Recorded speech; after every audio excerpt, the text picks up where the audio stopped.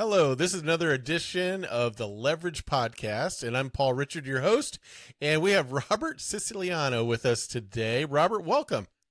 Hey, Paul. Thank you. It's great to see you again. You're broadcasting from Anaheim, California. You're a Boston resident, Boston, Massachusetts, and I took a class, a CE class, a year ago, and you were the presenter that time, and also just a couple of weeks ago, you presented here to the Tri-Lakes Board of Realtors here in Southwest Missouri, and you are a traveling man. You are taking your message across the country, and I was so impressed with what I learned from you both times, and it's always great to be reminded of our internet security issues out there in the world. That's the real world that we live in today. And so I'm excited to have you on board. Give us a little background about you, your company, and how you got into all this. Sure. Yeah. So I've been involved in the game of personal protection ever since I was a kid, like 12, 13 years old. And that evolved, over the course of my life to a business in my mid-20s. And here I am, in my mid to late 50s, and I'm still doing it. This is something that has been a passion of mine as a result of situations that I've been in early on. And I figured out how to squeak a living out of it, right? So back when I was 12, 13 years old, I was like most kids, fighting through elementary school, fighting through middle school, or at least that's how it was for me. And I was one of those kids that was kind of a target of the neighborhood bullies. So I had to learn personal protection and, being like, frankly, an Italian kid in an Irish neighborhood had its drawbacks, right? And so I meant, sticking up for myself. And so personal protection back then was, just fighting off the neighborhood bully.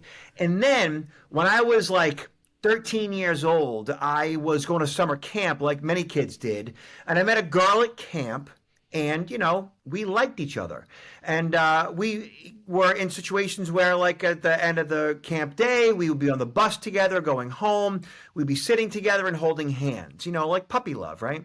Yeah. And then one day we get off the bus and we go to her house. And I'm just kind of sitting on her front stairs with her and just kind of checking things out. And she kind of looks at me all kind of sad and everything. And she says to me, "I think you should know that my mother's boyfriend raped me." And so the way she said it, how she looked, my response was, "I am so sorry to hear that. Anything that I can do, And shortly after that, this kind of puppy love date was over and I went home. And I go home and I say to my dad, "Dad, what is rape?" Because I had no idea what she was talking about.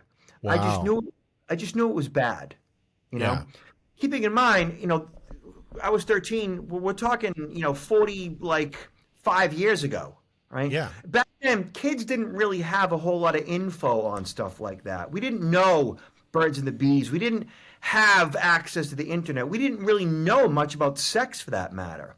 I mean, if you ever saw a Playboy, it was because you found it in the trash or your grandfather's closet. You know what I mean? Right.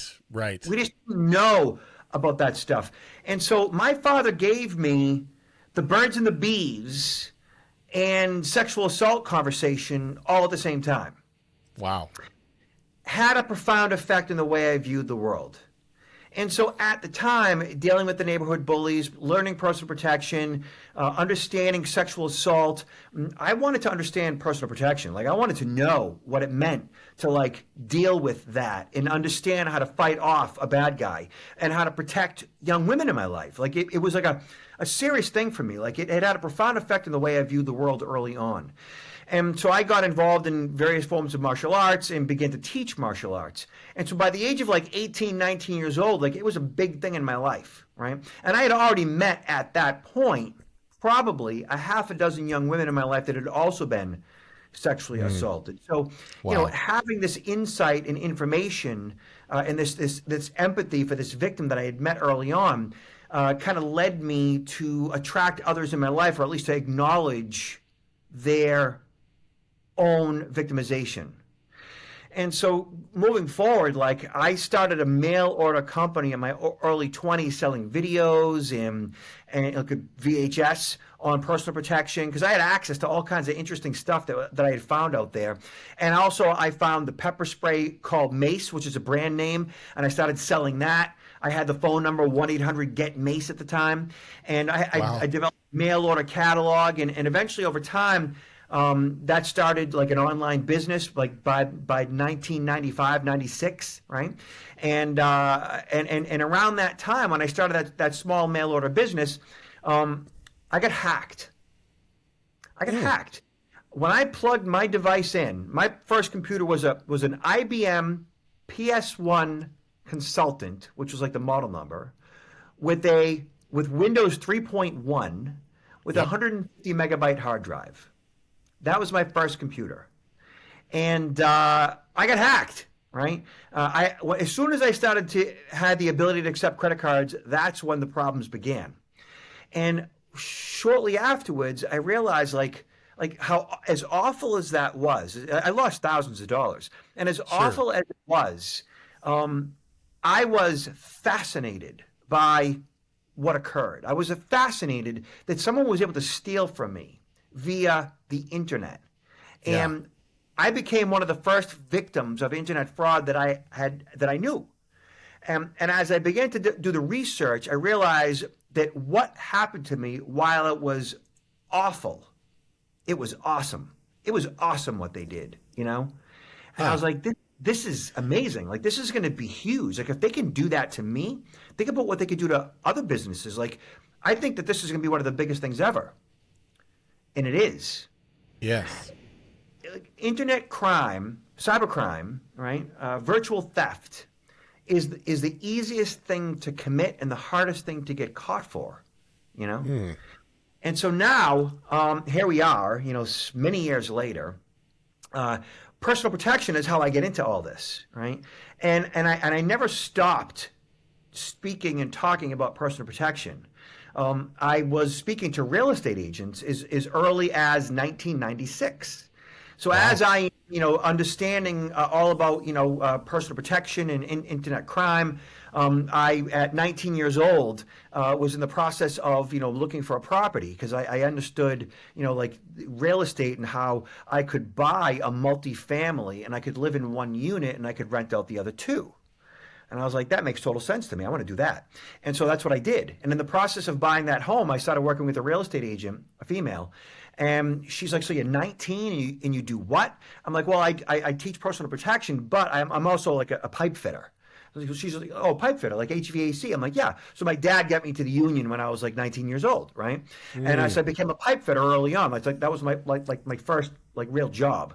And as I'm in the process of buying this house with this real estate agent, it was interesting to me because like she would never actually show me the house. She was always like kind of near the door. She'd never kind of like go into the basement or the attic. She was always like standing away from me. And I'm saying to myself, like, she's kind of like a lousy real estate agent. Like, she never really wants to do her job, is what I'm saying to myself, you know?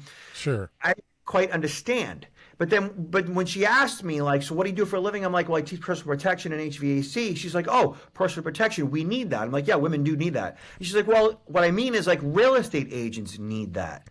And I was like, yeah, that would make sense, you know, strangers and all that stuff. But I didn't really get it. Like, it didn't really sink in with me until as she's, you know, taking me around to different properties, one of the houses that we looked at, this multifamily in Lynn, Massachusetts. Lynn, back then and today, is known as Lynn, the city of sin. You don't come out the way you go in. Wow. Lynn's a pretty hardcore town. Yeah. And it's, right? High crime, lots of poverty, you know. I was able to buy there because it was cheap, you know, and it's just the way it is. You know how that works, right? Higher crime, real estate is a bit more, you know, affordable, right? So back then and today, same thing. So I bought this house. Oh, so while I was showing the property, while she took me to a particular property, I was like, I wanted to go check out the mechanical room because I was in HVAC. I wanted to see like the mechanical room and how that all worked and what was down there and if it was updated, if it needed updates and the whole thing. So I go into a basement of this house and she's like upstairs, you know, and as I'm down there, I hear like noises. I hear like, I don't know if it's like like the water pumps kicking on for the forced hot water. There was also steam in this system. There was Wow. also an oil fired. There was like three Boiler. or four boilers. Like there was forced hot air, forced hot water, there was gas and steam and oil all in the same house, right? And it was a small Wow. house, right? Only a four family. And so I'm hearing all kinds of noises and stuff, right? I'm looking at the mechanical room.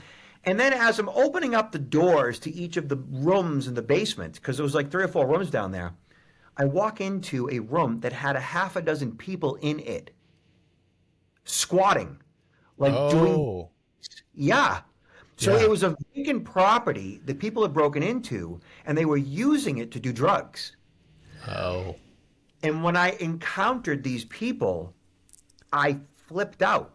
I just started screaming at them because I was scared. And at the same Yep. time, I knew that if I want to like not get hurt or anything, I've got to come off as being forceful and powerful. I've got to change whatever their perspective might be of me right off the bat. And I've got to like start like making them fear me and get out of there.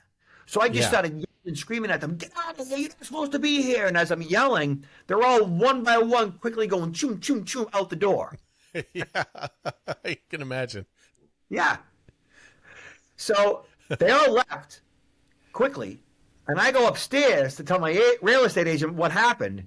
And she is gone. She is nowhere to be found. Right. She ran out the door too. Because she's like, who's that wild man downstairs screaming? Who's he screaming at? I am out of here. So I go outside to find her. And she was about maybe 300 or 400 yards down the street in her car. She got in her car and left. That's But she was, smart.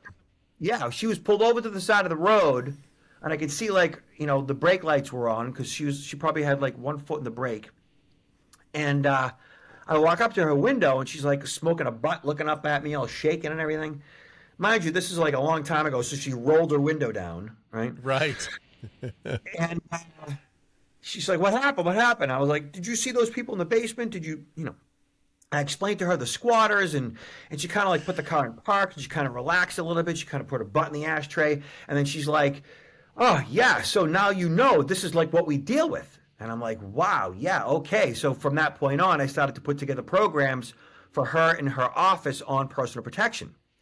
And right after that, I started speaking like pretty frequently to the real estate industry back in the 90s. And then in 2001 is when the National Association of Realtors put together Realtor Safety Week. And Yeah. when they did that, they invited me as one of the safety experts for Realtor Safety Week, and we launched it.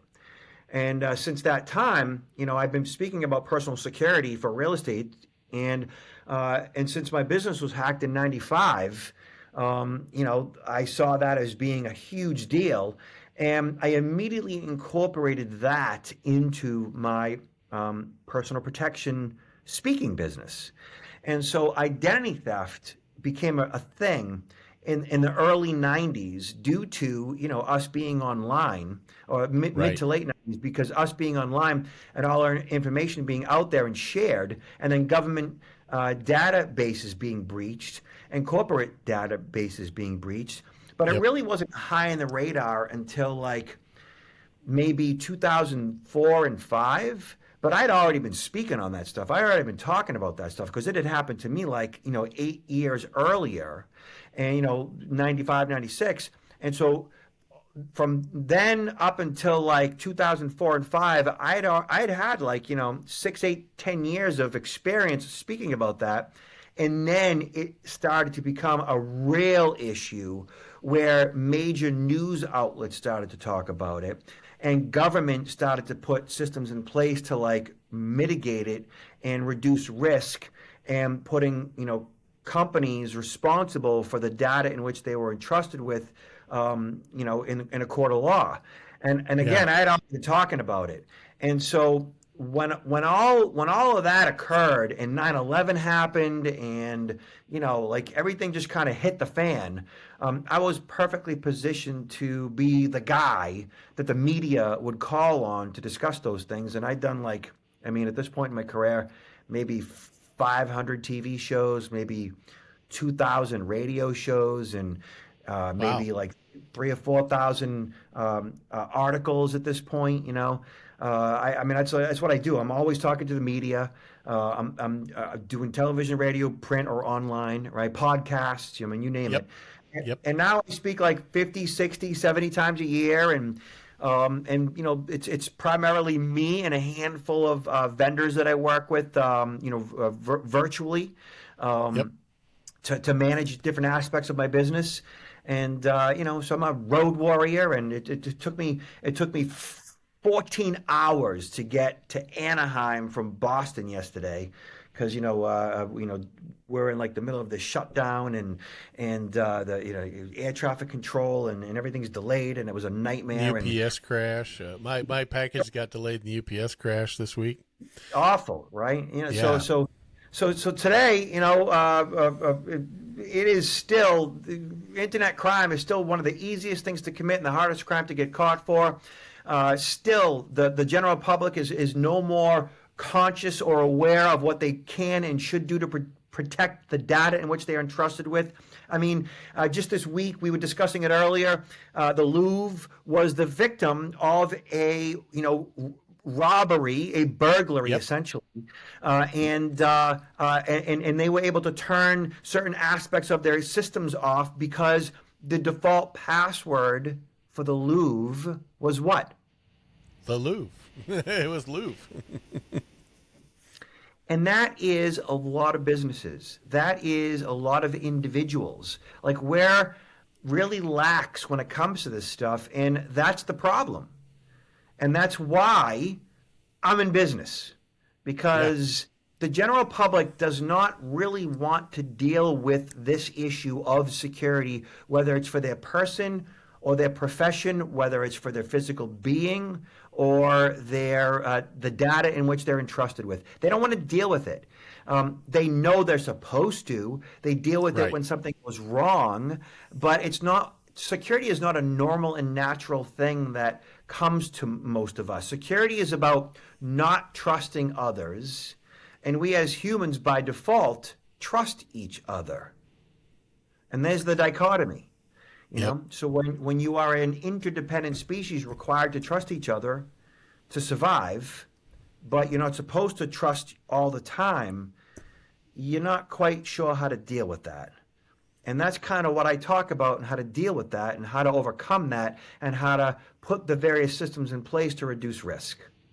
So That's fantastic. And a lot of times, I was thinking as you were just the last couple statements there, is that that you can be your information can be violated and trafficked, and you've done harm to, and you not even be aware of it, right? Because you're not logging into your internet or whatever, or your email, or your bank account or whatever on a daily basis, or whatever the case may be. And so you may not, it's not like a personal crime where, I'm being violated directly by somebody in front of me. This is something that can happen. You don't even know it, right? yeah. And it's interesting because a lot of people, like, they try to pinpoint, like, where did the breach occur? Yeah. Where did my information get leaked, or what happened in my life that led to this vulnerability? And I would say, in 100% of the conversations that I have with people, they're probably wrong. Yeah. They Yeah. they think it happened because of this, or they think it happened because of that. And it's like, yeah, but it could have been 1,000 other things. The reality of it is that we live in what's called a database society, and in a database society, your information isn't just on one database; it's on hundreds, if not thousands. There have been, at this point, and you could Google this, probably somewhere between 150 billion and 175 billion records compromised worldwide in the past, say, 25 years. And that's pretty much all of our information. That's like 15 to 20 billion passwords, pretty much all of our email addresses, account numbers, you name it, bank, credit, whatever. And at this point, my advice revolves around the necessity to engage in the process of risk management and all the different things that you're supposed to do in order to reduce risk. and all the basic stuff that is relatively easy, so that when the bad guy does come a knocking, whether it's like in your physical environment or online, whatever the case might be, that you've done things, you've put systems in place already, based on, the information that I suggest, to become a tougher target. And that's really what you are supposed to do. That's really all you can do, is become a tougher target. Like, because there's no such thing as 100% security. There's always going to be risk, right? So Right. what do you do right now to reduce that risk? And so that when the bad guy does come a call and they look at you and go, yeah, no, he or she, like they've got identity theft protection, they got a credit freeze, they're using a password manager software, which means that they're probably using a different passcode across all their various accounts. They're using uppercase, lowercase numbers and characters.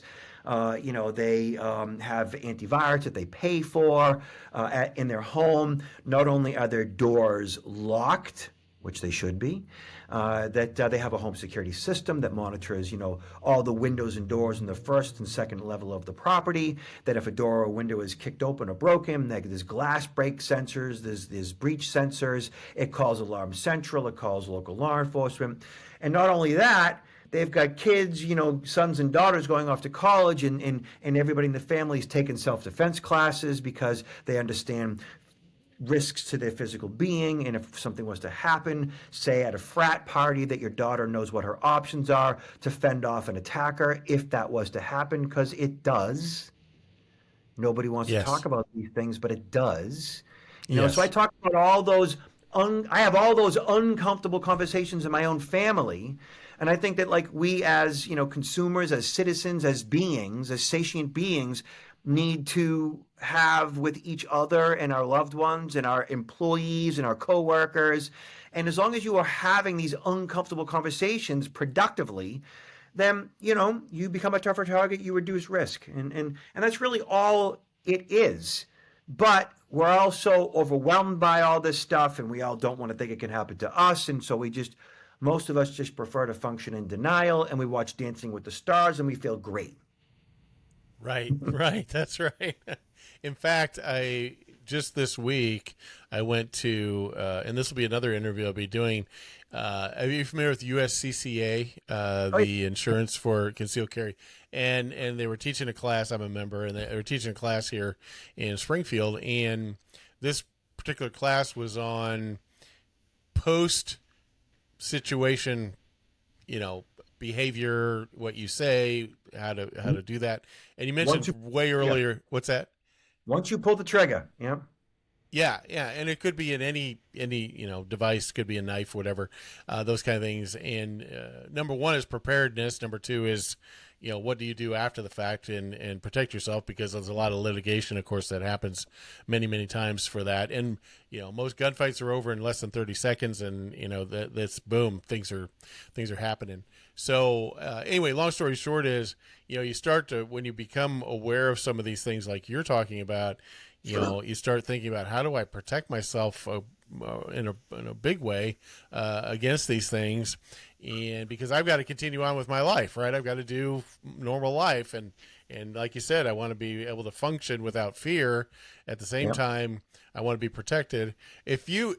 What would be your, let's say, 30-second elevator speech if I found out you were the expert in personal protection this way? What are the top things you might mention in a 30-second conversation? Well, number one, is take an actual self-defense class that teaches you how to fight under adrenal stress. And there's classes everywhere that will teach you, like, in the event you are confronted, how to go for the eyes, throat, groin, instep of the foot, using different parts of your body to mess somebody up. And that's the point. Yep. And beyond that, if you're going to carry a device to protect yourself, your brain being your best defense weapon, understanding the emotions related to an attack situation, understanding, that you can always run, and that, emotionally and physically, like, you have to be able to react and respond. And if you're going to carry a weapon, right, know that, depending on the nature of that weapon, it can be used against you, right? Whether it's a pepper spray or a stun gun or a gun or a knife, lethal versus non-lethal. And if you're going to carry a gun or a knife, you need to properly train for it. You can't just carry a gun and think you're good. You have to train with that firearm under adrenal stress. Tactical training where you properly train with the firearm is absolutely necessary. Okay. And then beyond that, like, or in addition to that, or including that, I carry a pistol myself. I have like 4 or 5 in the rotation, but I don't carry a pistol by itself, meaning I always carry a pepper spray because law enforcement has non-lethal in their possession along with a lethal device. And the majority of the situations that you're in, number one, could be handled by you just turning around and going the opposite direction, right? Certainly we have stand your ground, and then we have duty to retreat. But regardless of stand your ground or duty to retreat, you don't necessarily want to or need to shoot and kill somebody. Like, that's a whole thing, and you don't necessarily should shoot and kill somebody, even if you have the right to. Okay, I mean, why take another person's life if it's not necessary? And so once you do pull that trigger, it's a big deal. And the majority of the time, when you do pull that trigger, you're probably going to get arrested. And so if you can run, great. If you have a pepper spray in your possession, use it, because that pepper spray can do a lot of damage, or at least temporary damage. It can at least extinguish the threat, right? And that's the whole point of utilizing a device for personal protection, is to extinguish the threat. You don't necessarily have to extinguish a life as long as you extinguish the threat. And if your go-to is the pepper spray, and you take that person out with that and get away, great.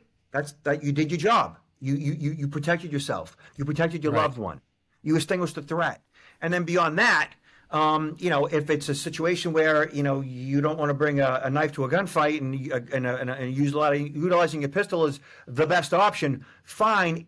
As long as you have that pepper spray in your possession, and you can at least say all the reasons why that pepper spray wouldn't have worked in that scenario, you're probably not going to have to spend millions of dollars potentially, and hopefully not go to jail. So.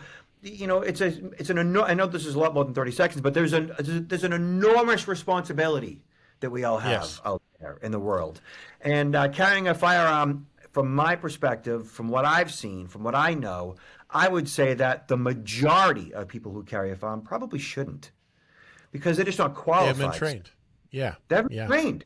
Tactical training is a big deal. I spend dozens and dozens and dozens of hours every year and thousands of dollars on tactical training every year, because I'm a fallible, flawed human. And, as I age, I am less and less, cognitive, right? And I need to be good. I need to be, effective if I'm going to carry a firearm. And effective means I'm not going to shoot anybody else. I'm going to hit my target. And I am not necessarily going to use that, lethal weapon if I can use a non-lethal weapon. And it's an enormous responsibility that I think that most people take a little too lightly. I would agree with you on that, and that's really the not to be a big plug for USCCA, but that's one of the things I just signed up for. Was I belong to a range. I do training, and we have a really great trainer there from Wilson Combat, and down in Arkansas. Anyway, so bottom line is, good training is important. The thing that I was thinking about too in this, Robert, was, so in 2016 I started skydiving. Okay, my lender said, "Hey, do you want to go skydiving?" I go, "Yeah, what the heck? Let's just jump out of an airplane." And so we started doing that, and the training is every bit about emergencies. Okay, high speed, low speed in skydiving. It's high speed emergencies, low speed emergencies. So you first jump out, you're going really fast, and then when you pull your chute out, you're going really slow, right? Technically. And so there's all kinds of things that can happen. All you do is you train on what to do instantaneously, because if you're in a high speed emergency, you have about 60 seconds before you're going to die. Okay. And then if it's a low speed emergency, it could be, that you could be at least severely injured, or something's going to happen. And so that's all the training that you go through. In fact, there's some great videos. The Australian Parachute Association is one of the best training I've ever seen. And so you just train for those things. And I was just mentioning today to somebody, I said, the difference between a novice and a professional? A novice practices until they get it right, and a professional travels or practices until they can't get it wrong. And that's the difference. And so what you're talking about, I absolutely agree totally with what you're talking about, is that you need to practice, and it needs to be the right type of practice, and the right training is important, because there is some bad training out there. I've taken several CCW classes, and some were like, all I learned about is what guns are. I didn't learn much about how the situation was.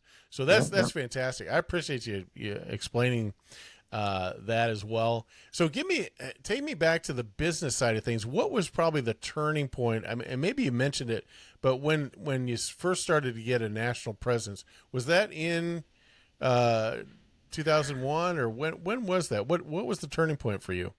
Yeah, so I had done, all the morning talk shows in the 90s. I had done, all the major newspapers and magazines in the 90s. I was in Time Yeah, Magazine, New York Times, Wall Street Journal, you name it. But and none of it really mattered until 9/11.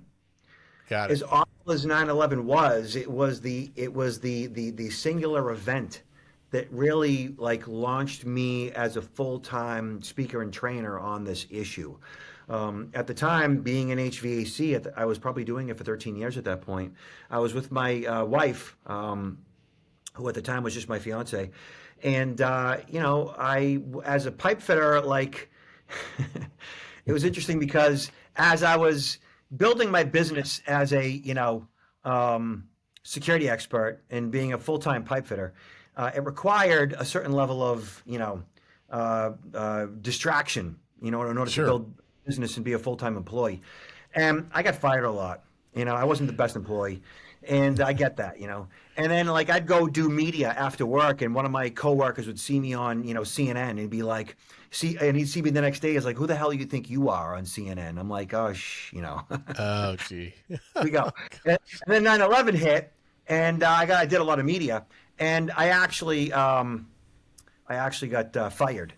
And then once I got fired, because my boss just like he had enough of me, and I said to my wife like, "Hey, I want to go full time with this thing," and she's like, "You know what? Let's do it." She's like, "I'll support you for as long as it's necessary financially," and I'm like, "Yeah, let's go for it." And right out of the gate, I just got a directory of real estate associations across the country, and I just started banging the phones and making phone calls all day, every day, shortly after 9/11.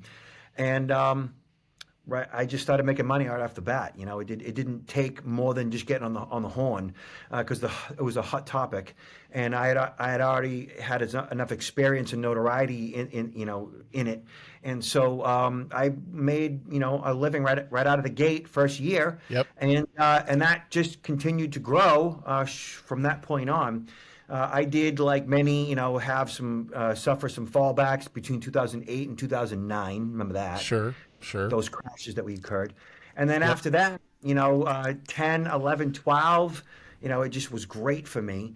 And then COVID, for me, COVID, like many others, being that I was getting on a plane and going to speak to organizations in person, COVID kind of messed with my business quite a bit. I flatlined pretty much in the latter half of 2020. 2021 wasn't much better, even though I was already virtual and online and doing virtual training. It still was hard, and but it all has come back. And 2025 has been my best year ever. So here I am. That's right. Oh, that's awesome. I was going to ask you about that. What, as far as, so you said like 60 or 70 speaking engagements in 2025. Is that about right? Yeah. So can you hold that thought for 1 second? Yes, Right. of course. So I just got a text message that I need to. All Sure. right, hold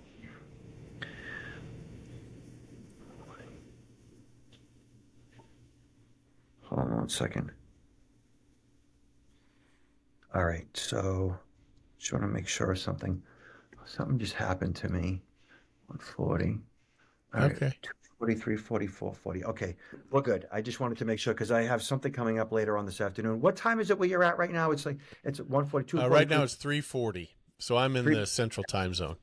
Got it. Okay. All right. Good. All right. So you should be 1:40 there, I think, right? Yeah. Okay. So Yeah. what's that jumping off point now? Where are we going with that? Oh, I was just going to ask you, so as you've grown your business to this point like you are in 2025, what do you see is the next step for you? I mean, do you see this as being something that you could hire additional speakers and create, a business even more where you're doing more? Is the demand so high that it might overwhelm you, or what's the industry look like right now? So, I am 57 years old, right?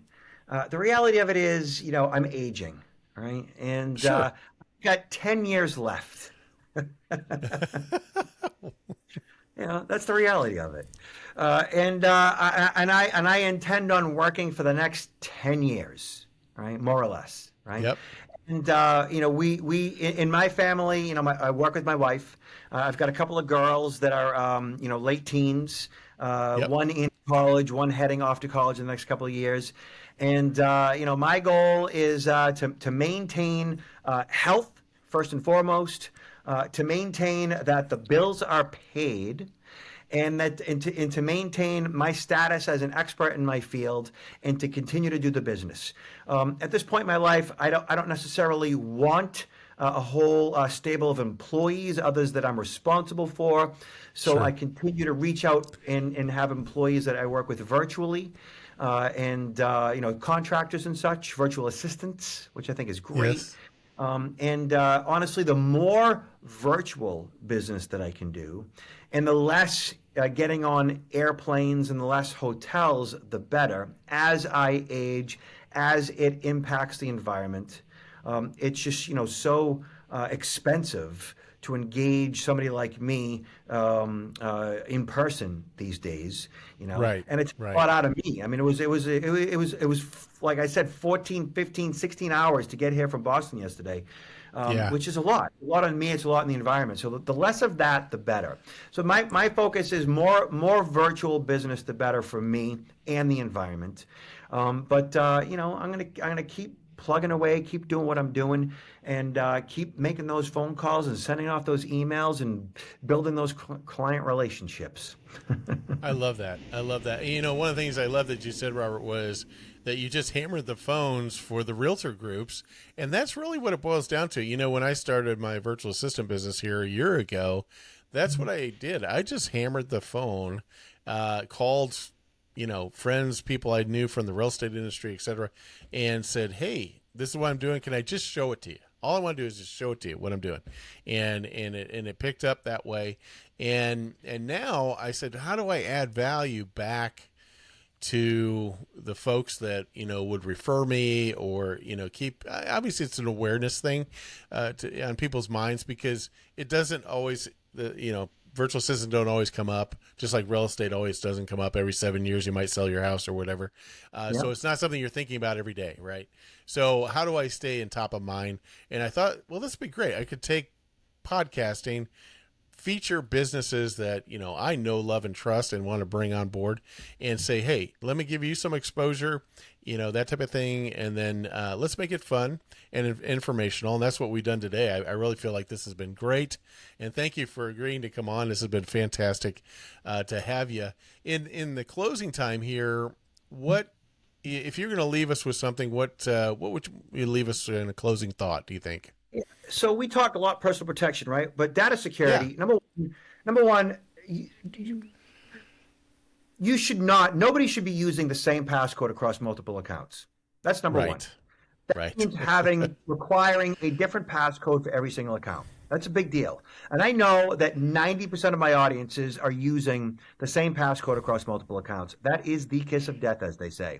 Yes. And what that means is, by having a different long, strong password for each account, you need what's called the password manager, which is a software program that you download. Just Google password manager. You'll find all kinds of options. And once you download a password manager, install it, and don't worry about it getting hacked. It's not going to get hacked. It's highly unlikely. Once you install a password manager, that frees up a lot of time and it makes you that much more secure. In addition to a password manager, enable two-factor authentication where you get a one-time text message when you log into various accounts. And between a password manager and two-factor authentication, you tighten up the majority of your online accounts. And once you do those two things, you become a tougher target. In addition to that, set up yourself with what's called a credit freeze. Google credit freeze TransUnion, credit freeze Experian, and credit freeze Equifax. When you set up a credit freeze with all three of the credit bureaus, you make your social security number useless to a thief. So by making your social security number useless to a thief, they can't open up new lines of credit under your name. And by setting up a different passcode for all of your accounts and setting up two-factor authentication, you make all those exposed passwords useless to a thief. Very good. So those 2-3 different things is really all you need to protect your identity and the majority of your online accounts. And then from there, if you have an interest, check me out online at robertsiciliano.com or protectnowllc.com. I am not that difficult to find, and I'm always here for everyone. Email me, text me, hire me, and I'll make sure that you become a tougher target. That's great. And Robert, there's a couple of tools on your website too to kind of test your if your information has been violated or something. Isn't there on there? I think I used one of them. Yeah, so at protectnowllc.com, if you scroll down, there's a cybersecurity check, and you can actually plug in your email address. And we have a tool where you can search over 15 billion records to find out if your email address was part of any specific data breaches. And if you determine that, now you know all the various breaches that have occurred where your email was part of the username, and how your password that's affiliated with that particular account might also be exposed.